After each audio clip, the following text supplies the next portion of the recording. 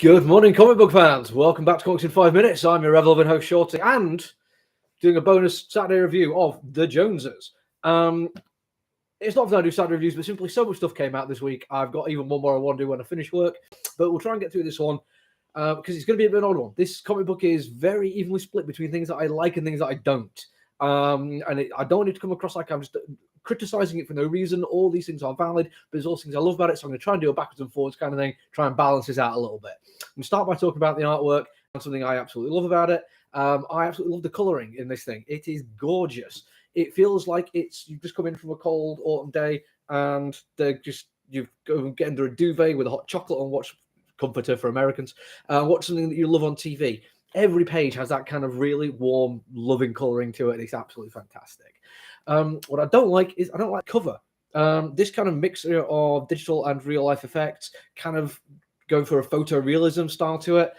I don't know. It feels too uncanny valley for me, and that was my first encounter with the comic book as a cover, and it almost made me not bother picking up at all. What else do I love? I really like the detailing in a lot of this.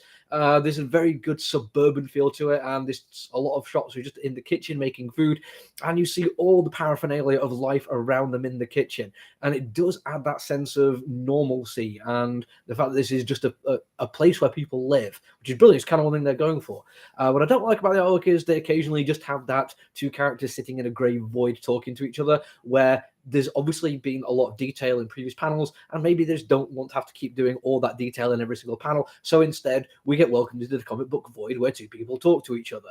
What do I like? I love the action sequences. There's not many of them for a superhero comic book, but the ones that they do get are fantastic. Really well paced, really dynamic, absolutely full of exactly what you want from comic book action sequences.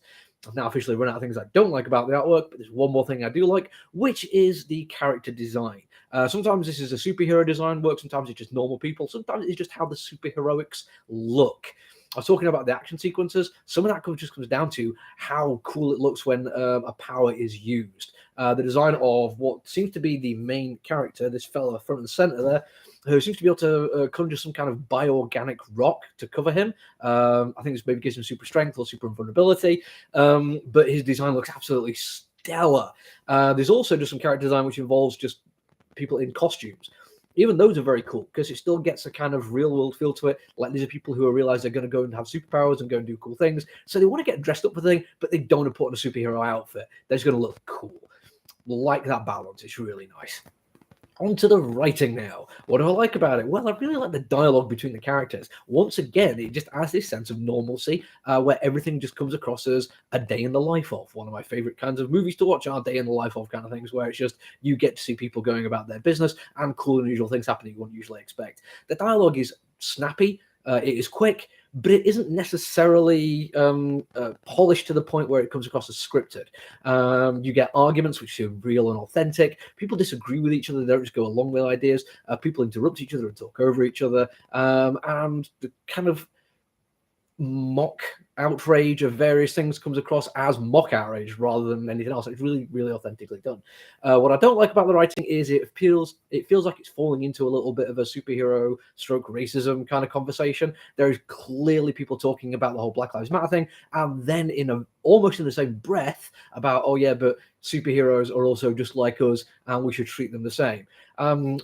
Brighter people than me with more of an interest in comic books and race theory will talk about the fact that X-Men and mutants in general are actually not the best analogy for racism.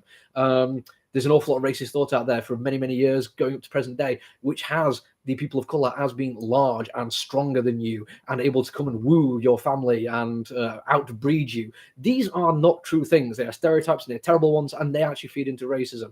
The idea that a superhero actually does have superpowers can actually be dangerous. In the mutants' case, it's slightly worse because a lot of it is adolescents with superpowers who don't know how to control them, and are dangerous without wanting to be. This detracts from what actually problems people have with racism and stuff like that. This one is slightly better.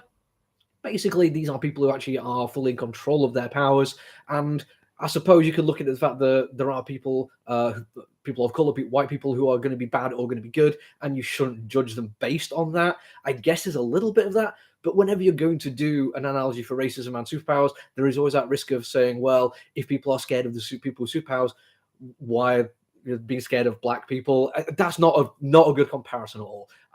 Just about hitting 5 minutes. One last thing I do like about it, though, I love the world building. There is a sense there's a lot more going on here that I don't know about. I'm not sure if this is something that's tied onto another comic book I've not read, or if it's just dropping into the middle of a story and the writers are really doing their best to feed you information slowly, not overwhelming you, not putting exposition in for the sake of it, but actually letting you get a sense of why the world is the way it is through experience of it.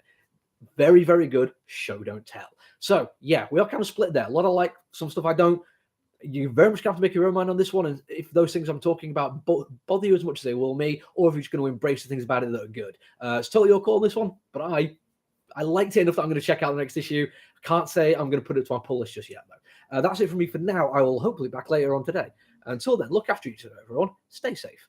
Bye.